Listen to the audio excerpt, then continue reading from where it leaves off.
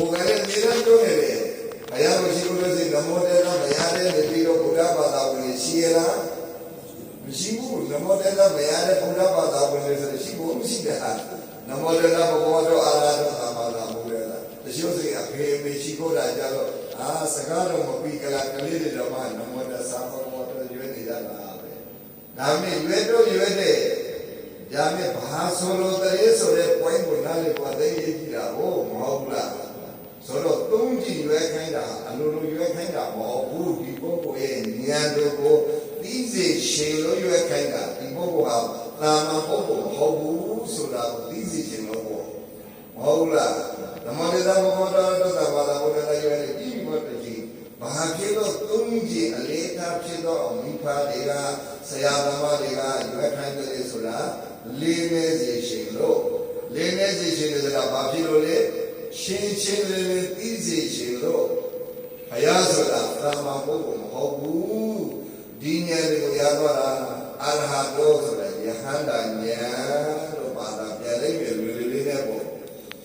Tama boleh sudah alung kamu tidaknya. Solo yahandanya balau sidle. Hayanya balau sidle sudah berlalu lama. Era kalau di ni ama cipulu si balau dan mabiolo dalam ni nali dalam mana singa yahandanya nak hayanya. Soro dinya nanya mo yato dia pukul mero bahawa le Bhagwan lo kora Bhagwan. India sekarang kora era terus sekarang hayamo sudah pada itu kodle lumiri ke. Dinya nanya yato dia pukul kora. Soro nabe. Soro dinya nanya ma ngado dinya nanya mo ya on jauh ngado pula. Dinya mo bayatnya kalau belumah dah tanggal balik ni jamaah. Dinya nanya ma shiganya ngado yang hendaknya yakinlah. Naukanya ngado mayan hendaknya itu kuliah dinya nanya ma. Shiganya ngado handanya sebagai itu domai itu menurut dhamma ko wibetana dhamma ko juzai dinya mo bayawula. Yang nak Maulah, tu yang ini nya. Nakanya bila tamata mulanya di bawah mana gaya itu domai domai jual yang ni mana? Yang lah, Pablo mea lale, Pablo mea. Tiga orang mina ya tu, mana Pablo mea. Tu betul tak sesuatu kamu buat ada. Melo maya kamu buat ada. Tu ya bega tu orang minji. Kapila wajib mani kera. Family sih, dulu sih, ngadore sih be, dulu jual ya deh, kalau jual baru ya deh. Kenapa sih baru gitu? Baru ya deh. Dulu sih jual itu bukan ya deh, kalau baru ya deh. Baru ni macam kilo, baru ni kalau kilo, sudah dah betul juga, mau lah. Dulu losi balu belum le, balu siapa? Ini dia yang bawa. Dan balu dulu nia losi dulu juga bayar mahu. Di nia ni dulu juga bayar pula. Ya le, kami asyik atai tak bersekat boleh. Di bawah terkona dah bayar. Balau ane sumber daya boleh. Lepas ini, kawan ini le apa sini kawan ini? Apa sini berapa berapa? Ye dulu bayar dulu tu saya. Insya Allah ye berapa? Apa insya Allah ye dulu bayar. Malam dulu matiku, akhirnya saya tu bertanya dah berapa berapa. Lepas ini, potensi dah malam sih bel berapa mahal itu. Mahal itu. Segala mereka berada ko atin shit na atin shah ye dulu mayabu dulu ye dulu mayada ko dulu kanene dulu ya bangde baula atin shit le atin shit ne kabale ni eli la chuda ya le soro bolo be lumere na le ko de point ko dole lo shi ba phie lo malo ha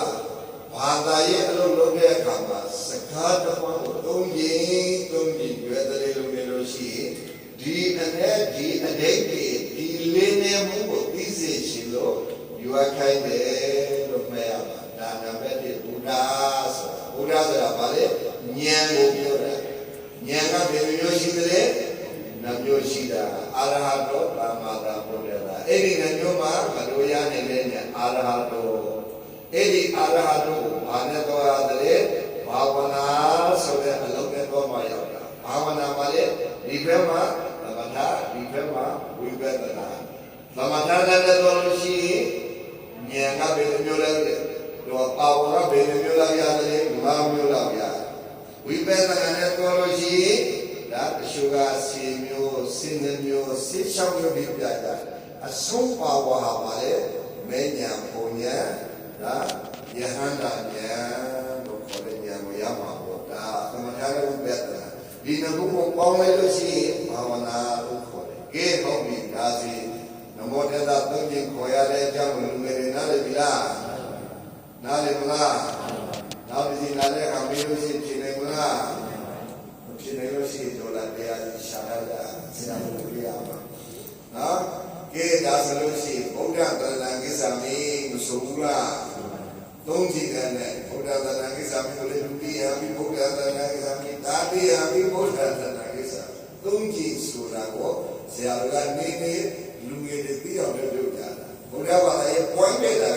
ဘုရားဘာသာဟာအလိုပလိုက်မဟုတ်ဘူးဘုရားဘာသာတကယ်ကိုလေးလာလို့နားလည်မဟုတ်ဘူးလို့ရှိဒီကိစ္စ systematically ကြားတယ်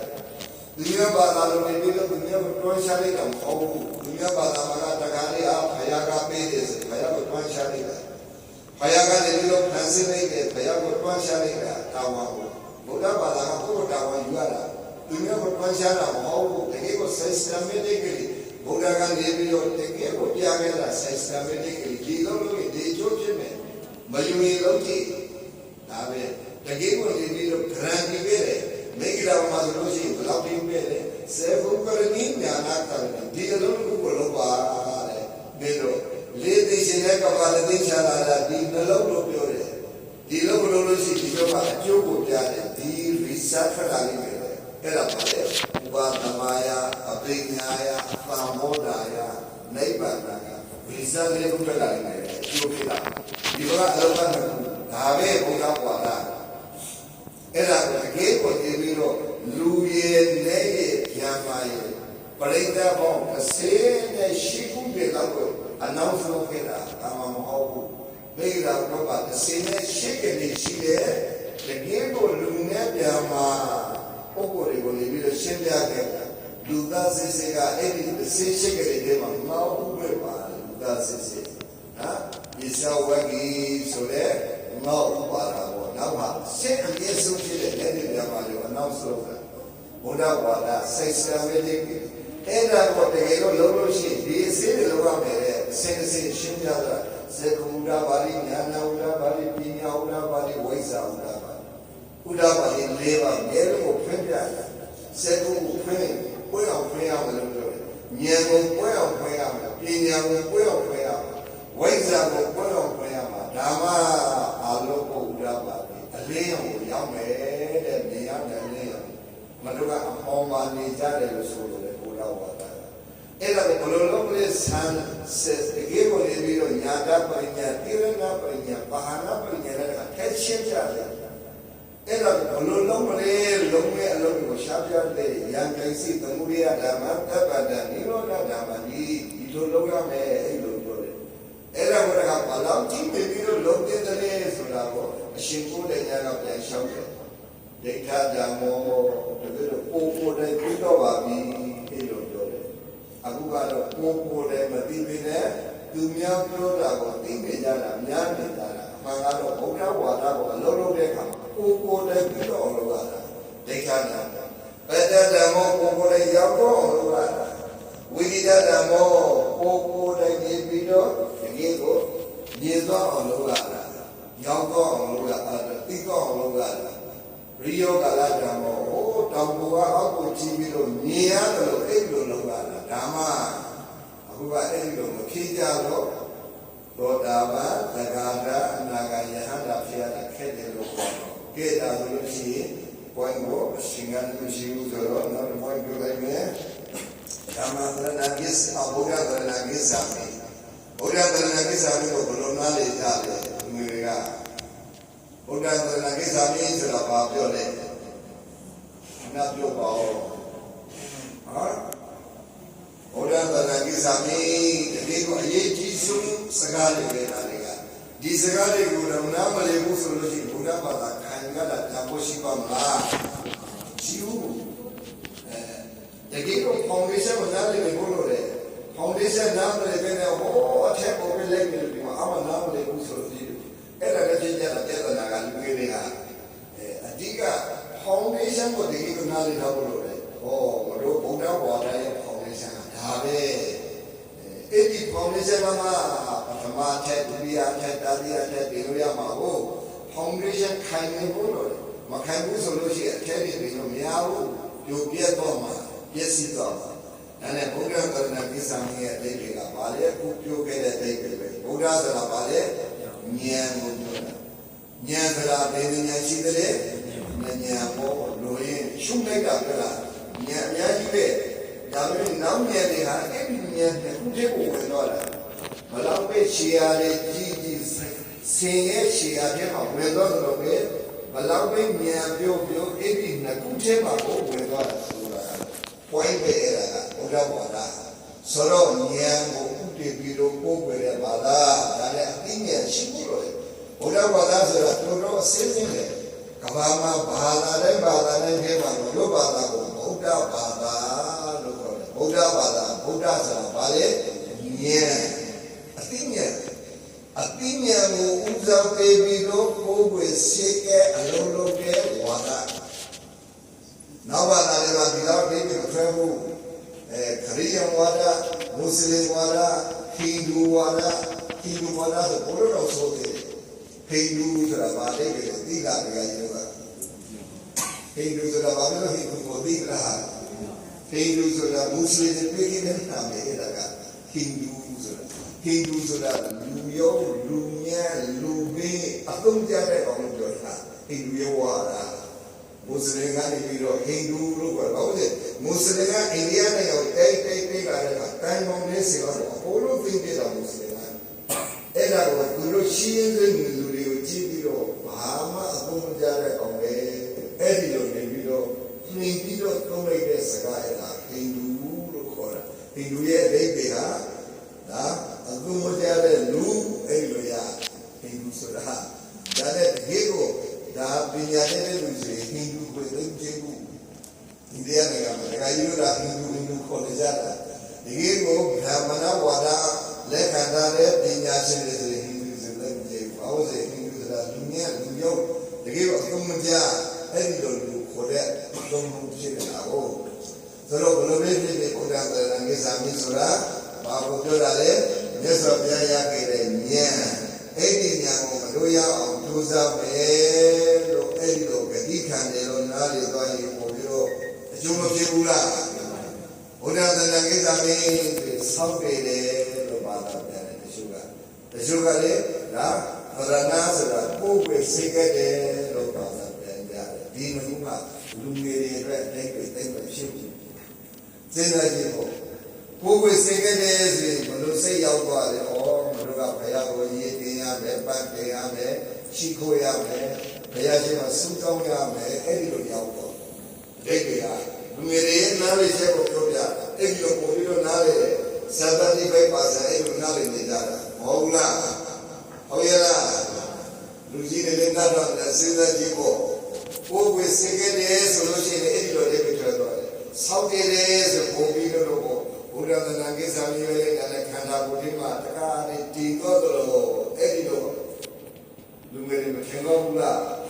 အဲ့ဒီစာရတနာလေးဘုရားသနာကိစ္စကိုလိုလေးအဲ့ဒါရွယ်လေးလို့ခန္ဓာကိုယ်မှာတည်တော့မှာလားဒီလိုရမလားရဘူးလေဘုရားဘာသာရဲ့ဆိုလိုရင်းကိုသဘောပေါက်ဖို့အတွက်ဒါပြောပြတယ်ဘုရားသနာကိစ္စဘုရားဆိုတာဉာဏ်ဆိုတာဘုရားရတဲ့ဉာဏ်ကိုမလို့ရအောင်ကြိုးစားပါမယ်လို့ဂတိခံတယ်ဘုရားတို့နားလည်အောင်လို့တော့ပြအဲ့ဒီဉာဏ်လေးရအောင်ကြိုးစားရပါလေဘယ်လိုကမဟုတ်လားအဲ့ဒီဉာဏ်ဘုရားသနာကာလဘယ်လိုဘလောက်ပဲ ရှမ်းသာဘလောက်ပဲစီးဘလောက်ပဲဟောအဖြစ်ဖြစ်တန်တရာမလေးရောမှာပဲဒီဉာဏ်ကိုရပါပြီဆိုလို့ရှိရင်ပြည့်ပြီပေါ့တန်တရာပြည့်ပြီအဝိဇ္ဇာနဲ့တဏှာကုမိမဟုတ်လားဆိုတော့ဒီအဝိဇ္ဇာနဲ့တဏှာမကုမိတဲ့ဒီဉာဏ်ကိုရပါမလားမရဘူးဒါနဲ့ဘုရားသနာကိစ္စမင်းတဲ့ကွေဟာဒီဉာဏ်ကိုရအောင်ဘုရားရခဲ့တဲ့ဉာဏ်ကိုပြောတာဘုရားကငါရခဲ့တဲ့ဉာဏ်ကိုမင်းတို့မရဘူးလို့တရားမှမပြောခဲ့ဘူးဒီဉာဏ်ကိုရသိရှင်လို့ဘဝပေါ်လေးသိရှင်တဲ့ကမာတိအနေနဲ့ဟာဒီပုဂ္ဂိုလ်ကဒီသက်တော်လေးကိုရကြပါစေဆိုတဲ့စိတ်ဓာတ်နဲ့ဒီဉာဏ်ကိုငါရှင်းပြမယ်ပြောပြမယ်လောက်ခိုင်းမယ်အဲ့ဒီလိုရည်ရည်ရှင်းတဲ့ဒီဘုရားလို့လောက်လာတာလေနှုံးမဆိုလို့ရှိရင်သူမေတ္တာရှင်ရဲ့သေဘောကနေပြီးတော့သူတယောက်နဲ့ပေါ်လိုက်မှာပေါ့မဟုတ်လားဘာဖြစ်လို့နေပြီးတော့မတော်တာလဲဒီမသိတဲ့လူတွေကိုဒီညာအကြောင်းကိုရအောင်ပြီးအောင်လောက်အောင်ပဲကပြောမယ်လို့ရည်ရည်နဲ့လုပ်လာတာသူကအဲ့ဒီလိုကဖောင်းပေါင်းလာလေတော့လိုတဲ့ဓမ္မလေးဘုရားဘာသာကိုယ်ရတာတန်ဖို့ရှိတယ်လို့ပြောရမှာဟုတ်လားဒါကြီးကလည်းစဉ်းစားကြည့်ပေါ့ဘုရားတရားကိစ္စမျိုးဆိုတာမြတ်စွာဘုရားရတဲ့ဉာဏ်မလို့ရအောင်လို့သာပဲလူငယ်တွေလည်းပြောပြတာလူကြီးတွေလည်းမသိတဲ့လူတွေဒါဒီလိုရဆိုတော့ဒီဉာဏ်ကိုရအောင်ကြိုးစားမယ်ဆိုလို့ရှိရင်ဒီဉာဏ်ကိုရဖို့အတွက်အလုံးမလုံးပြလို့ရနိုင်တယ်သူကဒီဉာဏ်ကိုရဖို့တော့ဘယ်လိုကြိုးစားခဲ့လဲလေးသိခြင်းနဲ့ကဘာလေးကြိုးစားခဲ့တယ်လို့ပြောတယ်ဒီဉာဏ်နဲ့ဉာဏ်ကိုသာမမဟုတ်ဘူးဒါတကယ်တော့အမြဲဆုံးကြိုးစားတဲ့နေနဲ့ကြိုးစားလို့ရတာကဒီထက်ကြာကြကြိုးစားနေတဲ့မျိုးရှိတဲ့တကယ်ကိုသတ္တဘုရားသတ္တတရားရှိတယ်ဆိုလို့ရှိရင်ရှစ်သိခြင်းနဲ့ကဘာလေးကြိုးစားရတယ်ဝိရိယလိကမယဆိုလို့ရှိရင်အစိရှက်သိခြင်းကိုကြားလို့ပြောတာပဲဒီကပညာလိကမယပြည့်တယ်ဆိုတဲ့လေးသိခြင်းအဲ့ဒါဟာတကယ်ကိုမိနိမအဲ့ဒီလာကိုကြိုးစားရတာဒီဉာဏ်ကိုရဖို့ပဲဒါပေမဲ့သူရသွားတဲ့အခါနောက်သက်တော်လေးဘယ်လောက်ကျိုးဖြစ်သွားလဲဒီကကြီးပဲပမိုင်းတော့မလို့ကလေးသိခြင်းနဲ့ကဘာလေးကြိုးစားဖို့လိုသေးလားမလိုဘူးဒီဘဝမှာတကယ်ကိုစိတ်ရှိမဲ့တကယ်ကိုမြဲမဲ့တရားနဲ့ပြည့်မယ်ဆိုလို့ရှိရင်မြတ်စွာဘုရားကဘယ်လောက်ထိပြောခဲ့လဲဘောဓိရာဇကုမာရသုတ္တမှာမလဲလို့ညာတရားလို့ပြောတယ်ဘောဓိရာဇကုမာရသုတ္တဆိုတာဥပိ္ပနာမင်းရဲ့သောပေါ့အဲ့ဒီဘေကတဲ့မှာနေတဲ့ဘယင်ကိုမြတ်စွာဘုရားမင်းတဲ့အခါပြန်ပြင်တဲ့အခါမှာပြောခဲ့တယ်မလဲလို့ညာတယ်တော့ညာတယ်ရနိုင်တယ်တဲ့တကယ်ကိုဒါပြောပြရှင်းပြနားတဲ့အဖို့ပေါက်တဲ့ပုဂ္ဂိုလ်ကောင်းတဲ့စီကိုရပြီးတော့ကိုယ်ကလည်းအလုံးလုံးမဲ့တရားဖို့တဲ့ပုဂ္ဂိုလ်ကလည်းအမှန်တရားပေါ်ဖို့ပဲဆိုလို့ရှိရင်မနေ့တော့ညနေရလို့ပြောတာပဲမြတ်စွာဘုရားကအဲ့လောက်ပြောခဲ့တာဆိုတော့ဘယ်လိုဖြစ်ဖြစ်ဓမ္မဆိုတာဒီဉာဏ်ကိုရအောင်ဒီလမ်းကလုံးမယ်လို့အဖို့ပေါက်တာပါလူငယ်တွေလည်းပြောတာနော်ဒီဉာဏ်ကိုရလို့ရှိရင်အလုပ်ပဲနှလုံးကပဲနှလုံးကိုဓမ္မတဏ္ဍကိစ္စမိသံဃာတဏ္ဍကိစ္စမိဒီလမ်းကလာရမှာဆိုလို့လားဓမ္မ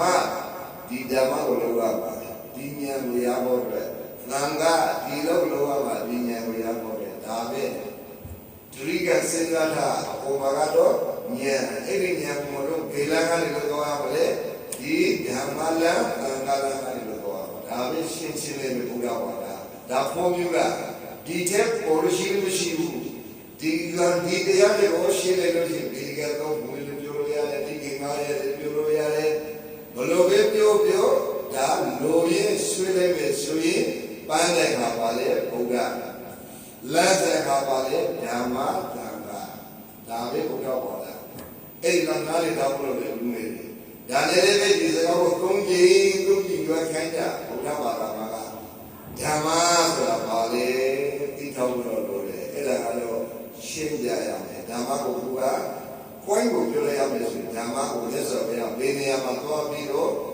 ကြိုးပြတယ်စားပြီးတော့သူပန်းတဲ့အောင်မြင်သွားတဲ့အခါမှာပထမဆုံးသူပြောရှင်တဲ့ဓမ္မကိုဘယ်နေရာမှာသွားပြောပြတယ်လေမိဂရာတော်မှာတော့ပြောတယ်အဲ့ဒီမိဂရာတော်မှာဓမ္မကိုပြောတာစားအဲ့ဒီဓမ္မကဘယ်လောက်ရှိတယ်လဲဓမ္မဝေတဲ့အဲ့ဒါကဘာလဲစေကုကရဏီညာနာကရဏီအဲ့ဒါဓမ္မပဲဘုရားဘာသာရဲ့ဓမ္မဆိုတာကောင်းကောင်းအများကြီးရှိတယ်လို့မထင်နဲ့ ရှုံးလိုက်လို့ရှိရင်ဒီကခုပဲထွက်လာတာတကယ်တော့ရှင်းရှင်းဓမ္မကိုပြောတာရှင်းရှင်းဓမ္မဓမ္မသရဏကိစ္စမြေအတိတ်ပဲဓမ္မသရဏကိစ္စမြေဆိုတာအကြောင်းဘုရားသရဏကိစ္စမြေဆိုတာအကျိုးဓမ္မသရဏကိစ္စမြေဆိုတာအလုံးဘုရားသရဏကိစ္စမြေဆိုတာအလုံးရဲ့အကျိုးကိုရောက်သွားအဲ့ဒီအကျိုးကိုလိုရှင်လို့မလို့အလုံးလုံးကမှာဟုတ်အလုံးမလို့လို့ရှိရင်ဘုရားဘာသာလို့ခိုင်နေတာမလို့မလဲမဟုတ်လားနောက်ဘာသာလို့ကိုလည်းရတာပဲဘာဖြစ်လို့လဲဘုရားဘာသာကိုမပို့ခင်တရားမပြောဘူးမင်းဘာဖြစ်လို့မပို့ဘူးလဲဆိုတရားမရဘူးရှာဘူးဒါပေမဲ့ဘုရားဘာသာကိုဘာဖြစ်လို့ပို့ဝင်တယ်လဲဆိုတဲ့အတိတ်ကိုဒီကိုတော့လိုတယ်ဘုရားဘာသာပို့ဝင်တဲ့အခါမှာဟုတ်လားဆိုတော့ဘုရားသာသနာ့ကိစ္စမျိုးဆိုတာဉာဏ်ကိုရဖို့ဓမ္မသာသနာ့ကိစ္စမျိုးဆိုတာအလုံးလုံးကိုစိတ်ကြီးရောပေါ်ကြတာအလုံးလုံးပြောတယ်အဲ့ဒါကဘာလဲသတိနဲ့ပညာလို့ခေါ်တယ်စေခုကရဏီညာနာကရဏီစေခုကရဏီဆိုတာသတိဒါကြီးတော့မိုင်းတော့နားလေအလွေစုတကနဲ့ပြောမယ်ဆိုညာနာကရဏီဆိုတာပညာဒါနဲ့လည်းတကကြီးတော့မိုင်းတော့ဒါအလုံးလုံးခိုင်းတဲ့အခါမှာဓမ္မလုံးလုံးခိုင်းတဲ့အခါမှာရိတ်တာတွေမှာသတိဆိုတဲ့ဒါကအရိတရားအလုပ်တဲ့အခါမှာအာနာပါနာသတိကိုမလုပ်ခိုင်းဘူးလားကာယ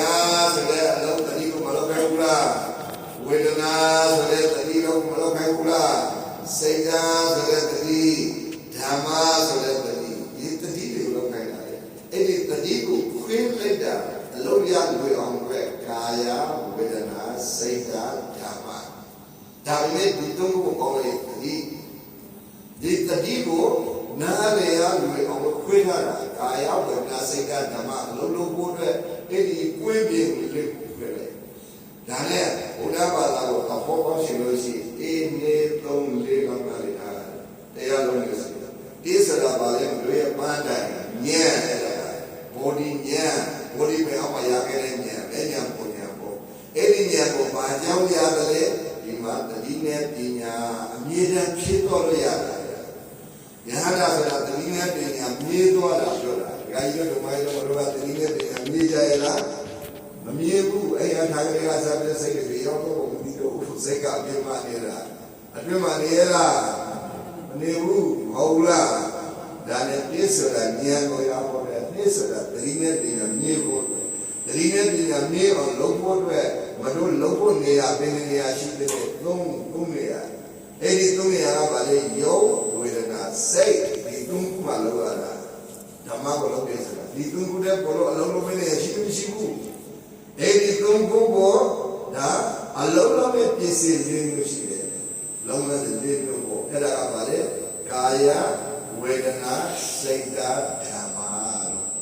ဒီလေးစင်တော့ဒီလိုလို့ရှိရင်ဘုရားဘာသာမှာကိစ္စပြည့်တယ်ဒါဖုံးပြတာဘုရားဘာသာရဲ့ဖုံးပြဆိုတော့ဘယ်လိုမျိုးဖြစ်ဖြစ်ဒါဓမ္မသနာကိစ္စမျိုးဆိုတာဘာကိုပြောတာလဲတတိနဲ့ပညာလို့မလို့လောက်ပါမယ်လို့ဂတိခံတယ်ဆိုရင်ပို့ပြီးတော့လူငယ်တွေနားလေရမလို့ဘူးလားတတိနဲ့ပညာကိုလုံးမဲ့ဆိုတာအဲ့ဒီလိုဂတိခံတာသောက်တေတာထက်ပိုလို့အထိတ်တွေလေးနေတော့ပြောတာနားလေရပြောတာပြောပြတာလူငယ်တွေကိုမဟုတ်လားဟုတ်ရဲ့လားတတိနဲ့ပညာအဲ့ဒါကလူကြီးတွေအလုပ်လို့ပြောလို့ရတယ်အရိယာအလုပ်လောကုတ္တရာအလုပ်ဆင်းရဲအလုပ်ကိုဘုရားပါတာဂေဒါဆိုရင်ဓမ္မဆိုတာဓမ္မသနာကိစ္စမျိုးဆိုတာတတိနဲ့ပညာပြောတာဂေသံဃာသနာကိစ္စမျိုးသံဃာသနာကိစ္စမျိုးဆိုတော့ဘာပြောတာလဲလူငယ်တွေဘာပြောလဲသံဃာသနာကိစ္စမျိုးတိတ်ပဲဘုရားဘာသာပို့ဝေတာအိုးမြန်မာနိုင်ငံမှာနောက်ဘက်ကရှိမှရခိုင်လူမျိုးဆိုတာစန္ဒတူရိယာမင်းတဲ့ကရောက်တယ်လို့အဲ့ဒီလိုသမိုင်းတွေမှာတမ်းတမ်းခံရတယ်တကယ်လို့စန္ဒတူရိယာမင်းတဲ့ကရောက်တယ်ဆိုရင်ဘုရားဘာသာကိုယ်ဝေလာတာဒီပေါ်ဘယ်လောက်ရှိပြီလဲ2600လောက်ကြာ2600လောက်ထိုးဝေလာတာတော့မှဓမ္မသင်္ဃာအကြောင်းမသိဆိုလို့ရှိရင်ကောင်းပါမလားဒီပါမလားမြန်မာနိုင်ငံဟာ1044ခုပကံခေတ်မှာအတော်နာခေတ်မှာရတယ်လို့ပြောတယ်။ဒီပေါ်2000ကျော်ကိုဝေလာတာဗုဒ္ဓဓမ္မသင်္ဃာဓမ္မအဓိကတကယ်ကိုပွင့်ကိုမသိဘူးဆိုလို့ရှိရင်ကောင်းပါမလားမကောင်းဘူး။ရတိရောပြပါလေမဟုတ်လား။အကျိုးစိတ်မြန်မာနိုင်ငံမှာသာသနာပြုနေတာယဟန်သင်္ဃာအစသင်္ဃရှိလို့ရှိကြတယ်။ ဒါမဲ့တချို့ကဘာဖြစ်နေကြလဲငကားဆိုတာလေတွန်းလိမ်ပြီးတော့ရေရှုပ်နေကြတာပဲခုကအဲ့လိုဖြစ်နေကြတယ်ငကားဆိုလေလုံးလေးရှိတယ်ဟိုတော့ဒီလိုဒါအခုဆိုလို့ရှိရင်မန္တလေးဟိုဘက်မှာပါလေနေကွေးကပါလေတောင်ကျုံကွေးလာတခါလေရထားလေအထူးရထားလေဆွေးပြီးနေရတယ်အဲ့လိုဖြစ်နေကြတာအဲ့ဒါကအဲ့ဒီတော့ဟိုရောက်ဒီရောက်မဖြစ်ရအောင်ဘုရားရဲ့အနှစ်သာရကိုနားလည်ဖို့အဲ့ဒီကြီးတယ်ဒါနဲ့တန်ခါတန်ကိစ္စလေးဆိုရင်တန်ခါဆိုတာပေါင်းစည်းထားတာပြောတာဘုရားဝါဒဟာတကယ်ကို foundation တို့ကြားတယ်ဒါကိုတကယ်ကိုမှန်ကန်တဲ့တရားတွေလောကရှမ်းသာဘောလောကရှမ်းသာလောကရှမ်းသာရှိလို့ရှိရင်ဒီတန်ခါလို့ပြောတာပဲတန်ခါဆိုတာပေါင်းစည်းတာကိုပြောတာလင်းနေပြကြီးတဲ့ပုံမောင်းတဲ့ဓမ္မသာနဲ့မြေအဲ့ဒါကိုတန်ခါလို့ခေါ်တယ်ခရစကားနဲ့သံဃာနော်တရားနဲ့တရားဘူးနဲ့ဘူးတစ်ခွေးနဲ့တစ်ခွေးတနိုင်ငံနဲ့တနိုင်ငံပေါင်းလို့တာကိုသံဃာလို့ခေါ်တယ်ယဟန်ကိုကြားတဲ့အခါဘိက္ခုလို့ခေရတယ်ဘိက္ခုသံဃာဆိုမှယဟန်ပြင်လာလို့ရတယ်သူကသံဃာဆိုတာနဲ့ယဟန်ဆိုတာဆွေးယူတဲ့တဲ့မောတာတော့မဟုတ်ဘူးဆွေးယူတာ original နဲ့ကသံဃာဆိုတာဘုန်းကြီးပြောတာဘာမှဆိုင်ဘူးအိန္ဒိယစကားကိုဝါဟာရနာရီမှာသိတာနော်ဒါနဲ့သံဃာဆိုတာပေါင်းစည်းထားတာမပေါင်းဘဲနဲ့တရားမြဲတဲ့မပေါင်းဘဲနဲ့ရှားမရှမ်းတာလားဟုတ်ဒါနဲ့ဘုရားဝါဒမှာသံဃာဆိုတာပေါင်းဖို့တယ်ပါလေမြေတန်နဲ့မပေါင်းရင်ပေါင်းလို့ရရဲ့လားဒါနဲ့လောကီရဲ့တကယ်ကိုအနှစ်သာရအရေးကြီးဆုံးတရားဒီမြတ်တာလောကုတ္တရာရဲ့အနှစ်သာရတကယ်ကိုကြီးတဲ့အနှစ်သာရတရားဒီသတိဒါပဲဘုရားဝါဒဘုရားဝါဒရှင်းခံရတာကအဲ့ဒီတော့မပြီးသားဘူးဆိုလို့ရှိရင်ဘုရားဝါဒကလုံးလုံးပို့တယ်ဘာလို့လုံးဝမသိဘူးဖြစ်နေကြအမှန်ကလောကီရှမ်းသာရှိလေဆိုရင်မေတ္တာမရှိဘဲနဲ့ရှမ်းသာရအောင်လားဒီနေ့ကဘာကြီးပူလောင်နေတဲ့မြန်မာနိုင်ငံမိတောင်းနေတယ်ကဘာကြီးမိတောင်းနေတဲ့အရှိကြီးမလားနောက်ကြီးမလားတောင်းမြောက်ပင်နေရာပြည်ကြီးဘာကြောင့်မိလောင်နေကြသလဲဘာကြောင့်မိတောင်းနေကြသလဲဘာကြောင့်တိုက်ခိုက်နေကြသလဲဘာကြောင့်နေပြီးတော့ရံဖြစ်နေကြသလဲမေတ္တာအားနေလို့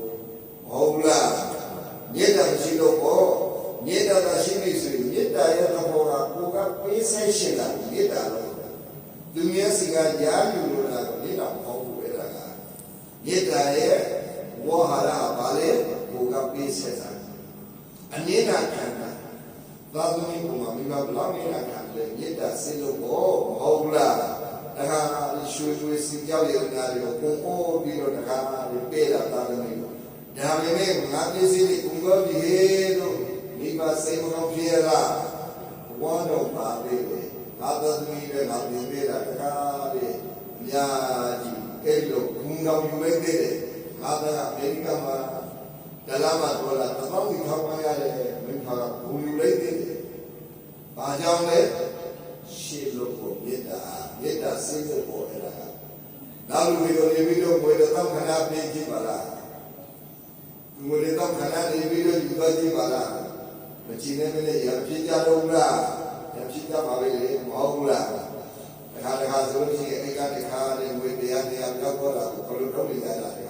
အဲ့ဒီလိုမျိုးကိုမနေတဲ့လူတွေစီသွားတာဟုတ်ကိုနေတဲ့လူတွေဆိုတော့တခါနေကပြီးပြေးရှင်တာလေကိုဘိုက်ကြီးကအစားအစာတော့ထုတ်ပြီးတော့ပြေးရှင်တာမြေတရဲ့အစင်မှဆိုတာမြတ်စွာဘုရားလောကကိုလောက်ရှိခဲ့တယ်ဘာမှမင်းလာခံခဲ့ဘူး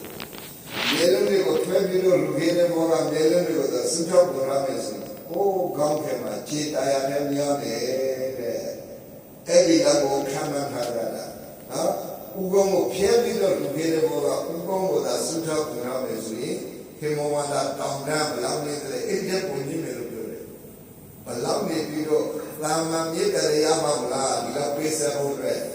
ဒီလောကကြီးကိုဘလောက်ချင်းမြတ်လို့လဲဆိုတာအဲ့ဒါတရုပ်ပေါ်တယ်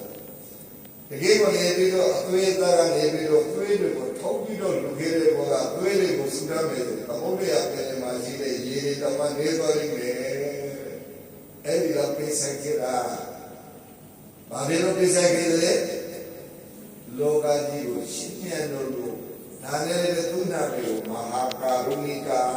လို့ခေါ်တာကိုမဟုတ်လားတကယ်တော့မဟာကရုဏာရှိကြီးသူ့ကိုနိုင်လို့မရဘူးလို့ပြောတာဘာ ဘာကြောင့်လဲလောကကြီးကိုရှိတော့တန်သမီးကိုမိဘကဘလို့ရှိတယ်အဲ့ဒီတဲ့ကိုပြီးတော့ကိုရှိတယ်ဒီလောကကြီးကိုဒါလည်းပဲအနေနာခန္ဓာလေးကိုဘောအနေနာခန္ဓာတခါတခါအလွန်တရားမှရှိပါတယ်ဆိုရင်သာသမီးကိုသူများကိုပေးလိုက်တယ်သူလေးတွေသာမန်လူပေးနိုင်ပါမလားသာသမီးကိုလူနိုင်ပါမလားတခါကြီးတို့လူမကြီးတို့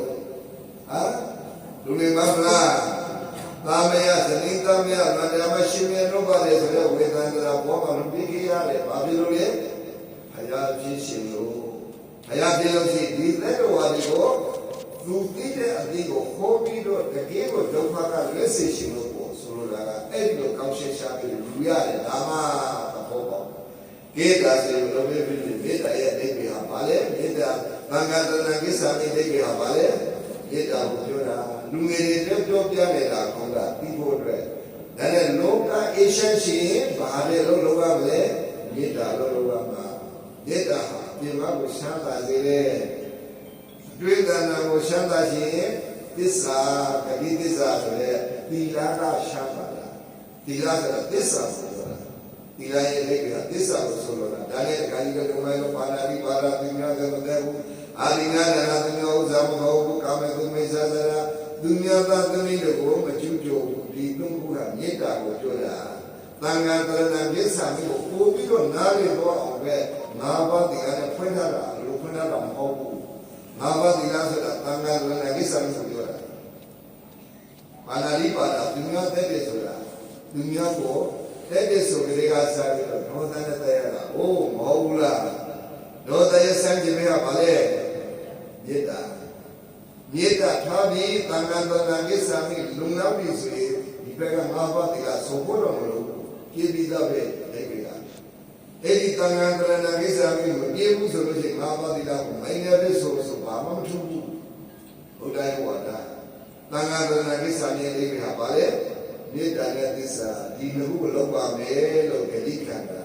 လောကချမ်းသာဖို့တဲ့မေတ္တာနဲ့သစ္စာလောကုတ္တရာချမ်းသာဖို့တဲ့ဂတိနဲ့ပညာဒါပဲမေတ္တာနဲ့သစ္စာကိုဘာကြောင့်လုပ်ခဲ့တယ်အိတ်တာနဲ့မိတ်ဆွေရာကဖြစ်စီနေလို့တတိနဲ့ပညာကိုဘာကြောင့်လုပ်ခဲ့တယ်အဝိဇ္ဇာနဲ့တဏှာကဖြစ်စီနေလို့အဝိဇ္ဇာနဲ့တဏှာသက်ရှိရင်တတိနဲ့ပညာလို့အိတ်တာနဲ့မိတ်ဆွေရာကိုသက်ရှိနေဆိုရင်ဘာလဲနဲ့တရားမလဲ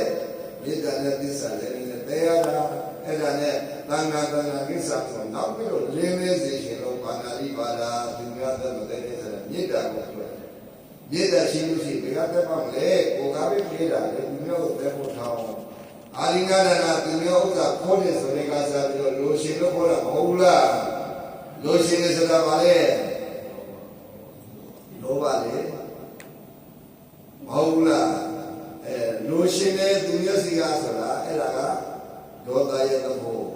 ပေကံလေဆိုတာမေတ္တာရဲ့သဘောဒါနဲ့မေတ္တာမရှိဘူးစောင့်ရှောက်မရဘူးဒီသိက္ခာပုဒ်ကိုဘလောက်ပဲနှုတ်ကရွယ်ဖို့လည်းပြောတာမဟုတ်ဘူးတော့ဝါတာလုံးဖို့လည်းပြောတာဒါနဲ့မေတ္တာနဲ့သစ္စာသာရှိပြီဆိုရင်ငါးပါးတရားကမြည်ပြီးသားပဲလို့ပါ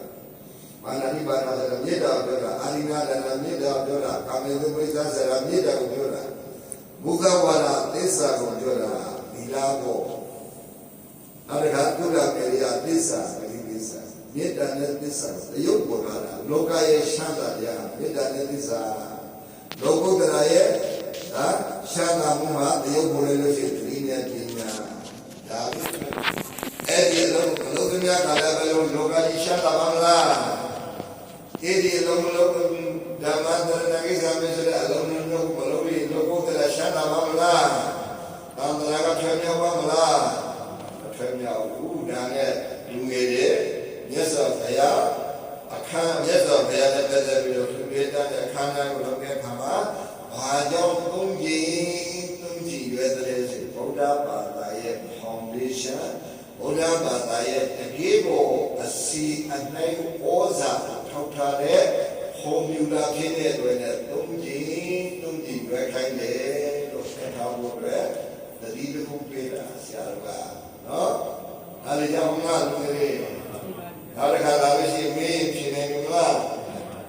ဖြစ်နေလို့ရှိတော့ဒေါ်လာသာစပြောကြပေါ့အဲဆိုလို့ရှိရင်ဒါဆိုလို့ရှိရင်အဲ့ဒီလောက်မဟုတ်ပါဘူးဒီလိုဘုရားဘာသာလုံးဝသိဖြစ်တယ်သူများ အောင်လုပ်ပေးနိုင်တဲ့သံဃာတရဏံကိစ္ဆာမိမြေတာတဲ့သစ္စာသူများလေးရှမ်းသာကိုလေးရှမ်းသာဆိုတဲ့ဒီသစ္စာဆိုတဲ့သီလတွေကိုစောင့်တည်ပြီးတော့နေရဖို့နောက်တစ်ခါဆင်ញလာပြီဆိုလို့ရှိရင်တန်တရာမှာဩဇာတိပိဒုက္ခဇရာပိဒုက္ခဗျာတိပိဒုက္ခမရဏပိဒုက္ခဆိုတဲ့ဒီဒုက္ခတရားတွေငြိမ်းအေးအောင်ကိုအကျိုးပေးနိုင်တဲ့နာမတလံကိစ္ဆာမိဒီနဲ့ပညာဒီအလုပ်ကိုလုပ်ပြီးတော့နောက်ဆုံးမြတ်စွာဘုရားပါဝင်သွားတဲ့ဘုရားဂယာဆိုတဲ့နေရာဘုရားဘုရားတော်ဘောဓိမန္တိုင်လို့ခေါ်တဲ့နေရာအတုကကြောက်ဆောင်တာကတော့ဇီရတနာလို့ခေါ်တဲ့အဲ့ဒီနေရာကိုဆိုတော့အဲ့ဒီနေရာမှာမြတ်စွာဘုရားဒီအာရဟတောသမ္မာသမ္ဗုဒ္ဓတာအဲ့ဒီတရားတွေကိုပါဝင်သွားတယ်အောင်မြင်သွားတယ်ဒါဒကာကြီးတို့ဓမ္မကြီးတို့လည်းပဲဒီလူရဲ့ဒါနာအလုပ်ကိုလုပ်တဲ့အလုပ်သီလဆိုတဲ့စောင့်တည်တဲ့အလုပ်ဘာဝနာဆိုတာပေါ်တဲ့အလုပ်ဒီသုံးခုကိုလုပ်ပြီးတော့နောက်ဆုံးမြတ်စွာဘုရားပါဝင်သွားတယ်လို့ဒကာကြီးတို့ဓမ္မကြီးတို့ကလည်းပဲမဉ္ဇဉ်ဘုံညာယဟန္တာညာဖြစ်တဲ့အာရဟတောဘောဓိပေအမှာရခဲ့တဲ့ဘောဓိဉာဏ်ကိုဉာဏ်ဉာဏ်ကြီးရောက်နိုင်ရနိုင်ကြပါစေတည်း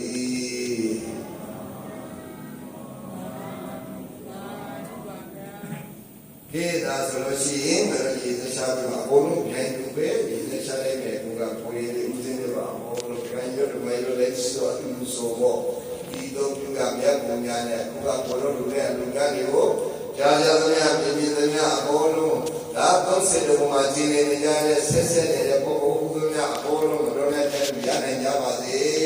စိတ်ထဲမှာအာယုတူပြီးတော့အဲ့ဒီလိုရည်စဲချကြရမယ်နော်ကဲဒါဆိုလို့ရှိရင်ဒီတော့ပြုကမြတ်ဘုံညာနဲ့ဆိုကြရအောင်ဤတော့ပြုရ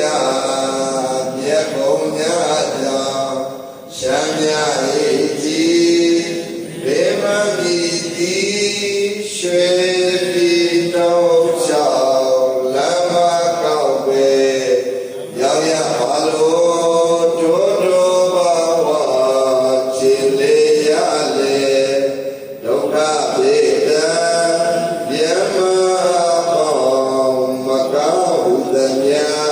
မတွေ့ရပဲလဘအိဆာမင်္ဂလာကိုရေကာတာတိုင်ရသေးတော်ယနေ့ယခုပြုပြုသမျှမြတ်ဘာကကိုမိမစရာ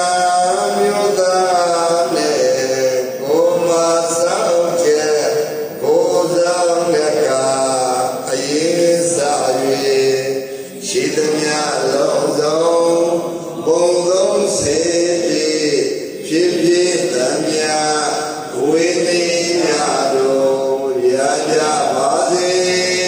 ပင်ငါဝေတိညာတွေသာဒုခေါ်စေတော်ဝတ္တုံရေဤမြေမှန်သူဤလာသူလေတဲ့တေမှုမဲ့ကျေစေတော်ဘုသောမြတ်အမြတ်ယူတော်မူကြပါဘုံတော်သာဓုသာဓုသာဓုဘုသောအမြတ်ယူတော်မူကြပါဘုံတော်သာဓုသာဓုသာဓုဘုသောအမြတ်ယူတော်မူကြပါဘုံတော်သာဓုသာဓုသာဓုကဲဘုရားသာသနာစီရန်တိထာတို့သုံးကြည့်ရပြီးတော့ဒီကုရှုကြရအောင်ဘုရားသာသနာစီရန်တိထာတို့ဘုရားသာသနာစီရန်တိထာတို့ဘုရားသာသနာစီရန်တိထာတို့ဘုရားမြတ်စွာသာသနာရောင်းဝမေတဲ့လေးလေးသောဘုရားမြတ်စွာသာသနာ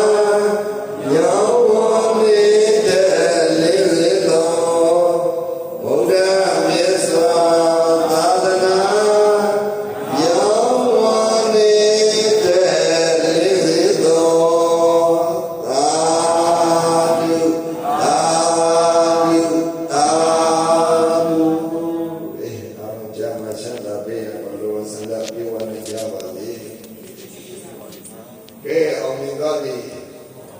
အောင်သွားပြီစွန့်ကြွဖို့အတွက်စွန့်ကြဖို့အတွက်စွန့်ကြမှုပဲသွားကြတော့